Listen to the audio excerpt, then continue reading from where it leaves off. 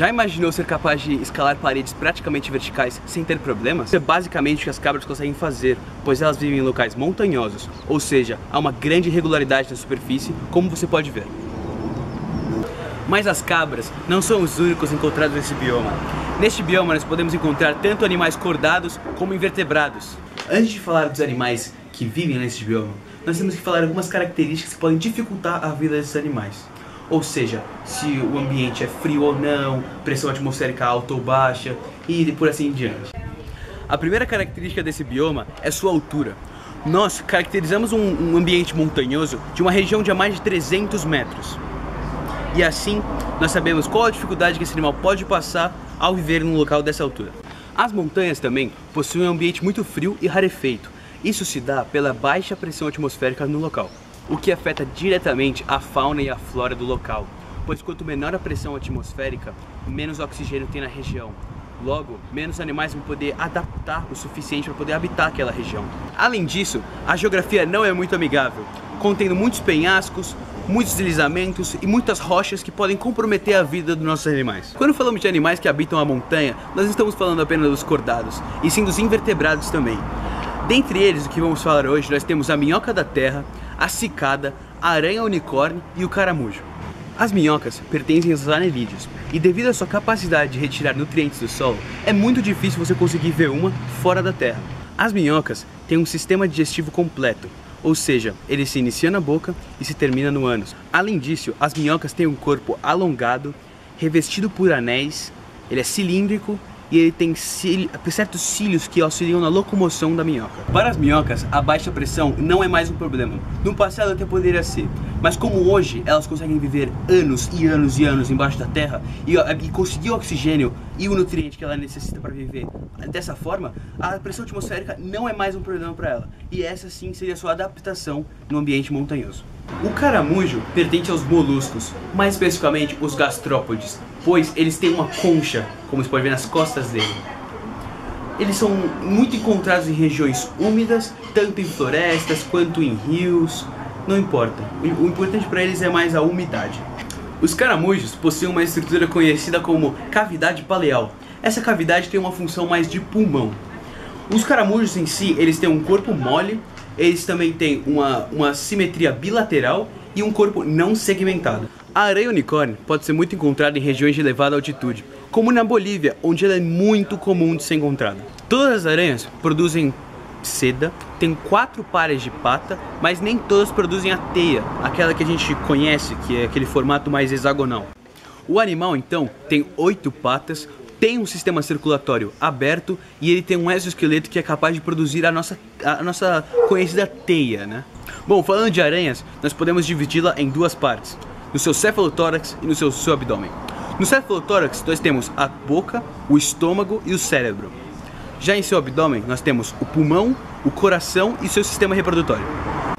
Do cefalotórax saem 6 pares de apêndices, sendo 4 pares para as patas, 1 par para as quelíceras e 1 par para os pedipalpos. As cigarras pertencem aos artrópodes e, assim como os caramujos, são muito caçados por pássaros, répteis e outros predadores. As cigarras também se distinguem de outros insetos de sua ordem por ter seu corpo atarracado e robusto. As cigarras também apresentam uma cabeça curta e larga, uns olhos compostos e proeminentes, elas também têm um tórax e um abdômen curto e asas membranosas.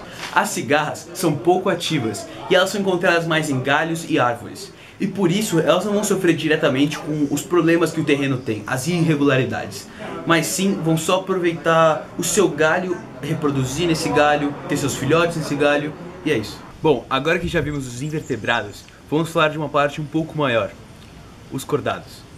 Dos que vamos falar hoje, nós vamos falar da cabra da montanha, nós vamos falar da prunella alpina, do Potamites notariotes e do pumpkin toad. Como já citado antes, a cabra das montanhas já fez várias e várias adaptações para sobreviver no ambiente montanhoso.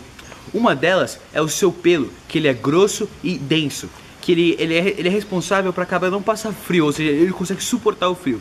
Além disso, seus cascos duros e rígidos são capazes de escalar montanhas muito facilmente, como já mostrado antes nesse clipe. Essa espécie possui uma simetria bilateral e não possui um corpo segmentado. Além disso, na cabeça dessa espécie está concentrado o sistema nervoso e o sistema sensorial do animal. Em relação às suas características fisiológicas, nós temos uma digestão intracelular e completa, nós temos uma circulação fechada, uma respiração pulmonar e uma excreção dos seus dejetos, através do ácido úrico.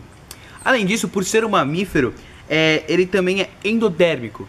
Outro animal que nós falaremos hoje será a Prunella alpina, que pertence à classe das aves. As suas características que possibilitam a sobrevivência nesse terreno é sua pluma densa presente nas asas, que ajuda com a irregularidade do terreno, e também o fato de que ocorre com muito pouco gasto energético quando ele voa ou quando ele está, quando ele está caçando, todos esses momentos. Por ser do mesmo filo da cabra das montanhas, os dois possuem semelhanças morfológicas e fisiológicas. Dentre elas, os dois possuem simetria bilateral e um corpo não segmentado. Seu corpo é constituído basicamente pela sua cabeça e o seu corpo em si. Na sua cabeça são encontrados seus gânglios nervosos e no seu corpo são encontrados suas penas e suas pernas. Além disso, a prunella ela faz uma digestão intracelular e completa. Ele realiza respiração pulmonar, ele tem um sistema circulatório fechado e a sua excreção também é por forma do ácido úrico. E também por ser uma ave, ele é endotérmico, ou seja, ele consegue manter sua temperatura corporal. O próximo animal que nós falaremos que mora no bioma é o Potamides montanicola, que é um lagarto que é encontrado no alto das montanhas. Mesmo sendo algo irregular, para um lagarto ser encontrado no alto da montanha, ele pode ser muito encontrado lá. E um fato curioso, ele é encontrado mais à noite, ou seja, ele tem hábitos noturnos. Então ele é muito diferente dos outros lagartos que dependem muito do sol para poder se aquecer. Como os lagartos utilizam o sol para poder manter sua temperatura corporal, é muito diferente você encontrar um lagarto, por exemplo, numa montanha, onde a incidência solar vai ser difícil por conta tanto das nuvens quanto do frio mesmo. Suas características gerais são muito próximas aos anfíbios adultos, pois possuem 4 patas que são utilizadas para a locomoção e a sustentação do animal. Os lagartos possuem sua respiração pelos seus pulmões e pela sua pele, e eles têm uma alta impermeabilidade em seu corpo. Além disso, eles alimentam-se praticamente de animais, mas algumas espécies são herbívoras. Os lagartos em geral têm uma presença muito grande de queratina, que auxilia na impermeabilização. Nesse caso, nosso lagarto existe essa queratina para impermeabilizar. Mas existem lagartos ou até outros répteis, que não têm essa quantidade de queratina. Ou seja, eles podem ter entre placas, carapaça e etc. Sua digestão é completa e extracelular, ou seja, ela se inicia na boca e termina no ânus, onde ocorre a expelição ou excretação dos seus dejetos. Sua respiração é através do pulmão, ou seja, é a troca gasosa com a atmosfera e com as dobras internas vascularizadas. Os répteis são animais que variam de temperatura corporal de acordo com a temperatura do ambiente. E também eles dependem de outros corpos para se aquecer. Por exemplo, é muito comum de encontrar um lagarto, por exemplo, em cima de uma pedra, porque assim ele consegue pegar do corpo, que é o sol, o calor, e transferir para o seu próprio corpo, e assim consegue se aquecer. Os répteis liberam ácido úrico pelos rins, o que é necessário para excretas nitrogenadas desenvolverem a casca rígida do ovo. A reprodução desses animais ocorre internamente, ou seja, ocorre a fecundação do óvulo dentro do corpo da fêmea. E também o desenvolvimento desses animais são diretos, ou seja, não passa por metamorfose igual aos anfíbios. O último animal que nós vamos falar hoje é o Pumpkin Toadlet, que é um sapo bem pequeno e com uma cor muito vibrante, que pode ser encontrado de regiões de 400 a 1.250 metros de altitude. Além do mais, uma coisa que é bastante comum e legal de se analisar nesse sapo é que ele não salta, quase não salta. Ele salta muito pouco e sim ele mais anda. Possui 4 patas destinadas à locomoção e também possui vértebras ósseas. Além disso, eles possuem uma coluna vertebral curta, rígida, para equilibrar o seu corpo e também para absorver impactos. Bom, a pele nos anfíbios tem uma função de respiração cutânea, ou seja, ocorre a troca gasosa da glândula mucosa, que umedece a pele, entre a atmosfera. Existem casos de anfíbios que contêm glândulas de veneno que conseguem ser utilizados como mecanismo de defesa, assim como o nosso Pumpkin Toad, que ele até a cor dele mostra que ele é perigoso para os animais. Essa cor existe Também como mecanismo de defesa para os animais aprenderem a não comer eles, porque eles vão ou passar mal ou morrer, alguma coisa do tipo. Sua digestão é completa e extracelular, mesmo assunto, se inicia na boca e termina no ânus. Além do mais, no início de sua vida, sua respiração é branquial, quando eles são apenas girinos. Mas assim que eles passam para sua vida adulta, sua respiração passa a ser pulmonar e cutânea, pela sua pele. Sua circulação sanguínea ela é dupla e incompleta, tendo um ventrículo apenas, e ainda mais nesse ventrículo ocorre a mistura sanguínea do sangue venoso e do sangue arterial.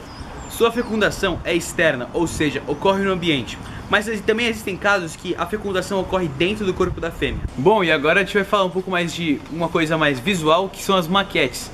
No meu grupo quem fez foi o Juliano Sasaki e o Lucas Matheus, que fizeram maquetes que ficaram muito boas, então assiste aí. Professor, boa tarde ou bom dia. Eu tô aqui para apresentar minha maquete que foi feita sobre a adaptação da cabra montanhesa, que seria a pata. E infelizmente ela não pôde ser juntada com um ambiente extremamente montanhoso por causa da pandemia. Nosso grupo não conseguiu juntar as maquetes. E a maquete do ambiente da montanha seria encarregada do Lucas Matheus e do vídeo o Henrique. Então, e antes de iniciar a apresentação, eu gostaria de começar com uma frase do Pequeno Príncipe, que diz que a imaginação é nosso bem mais valioso. Ele diz isso no contexto em que, após ter desenhado uma jiboia que comeu um elefante, ao pedir para os adultos tentarem interpretar o desenho, todos o veem como chapéu, mas não realmente pelo que ele realmente é, que é a cobra que comeu o elefante. Tendo isso em mente, vamos à maquete. E a maquete, como já dito, é sobre a pata da cabra montanhesa, como você pode ver aqui. A maquete foi feita principalmente por cano PVC, por algodão, que foi tirado de travesseiros, por uma outra liga de cano PVC, que foi pintada com spray de tinta, e por forma de gelo cortada. Então vamos à explicação. O algodão foi feito para fazer a pelagem da cabra. Essa pelagem é muito importante para o ambiente que ela vive, porque o ambiente é frio e nem sempre a temperatura permanece constante. Então é necessário uma pelagem densa, como a vista aqui. E agora o fator mais importante e o principal fator da adaptação da pata, o que mais mudou em relação às outras cabras do mesmo gênero, como você pode ver aqui, esses dois cascos frontais. Esses dois cascos frontais, eles são mais duros que o comum. Eles são mais alongados também. Eles não são para baixo como de outras cabras. A ocorrência desses cascos se deve ao fato de que, pelo fato de eles serem mais alongados, eles permitem que a cabra consiga escalar mais facilmente um ambiente montanhoso, que, como será visto na maquete, é irregular e muitas vezes escorregadio e pode ser muito perigoso. E outra coisa muito importante também na pata é o casco traseiro aqui, como você pode ver. Esse casco traseiro também ajuda a manter a estabilidade da cabra, para que ela não escorregue, e também ela ajude, caso a cabra escorregue, que ela consiga colocar meio que a pata no chão assim e evitar que ela se escorregue mais. Então essa é a principal função da pata traseira. E essa pata é muito boa porque, como o ambiente é muito íngreme e quase não tem muita superfície de apoio, ela consegue se apoiar em quase qualquer pedra, pode escalar muito facilmente alturas muito perigosas e muito difíceis. Então, aqui está a maquete, professor. E para finalizar, eu quero que você tenha em mente, professor, como disse, do Pequeno Príncipe, que nem sempre o chapéu é o chapéu. Ele pode ser, muitas vezes, a jiboia que engoliu o elefante.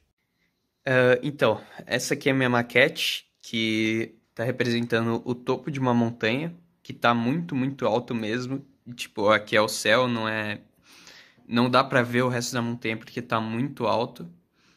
E aí essas aqui são as nuvens de algodão e tal. E é isso, basicamente é isso.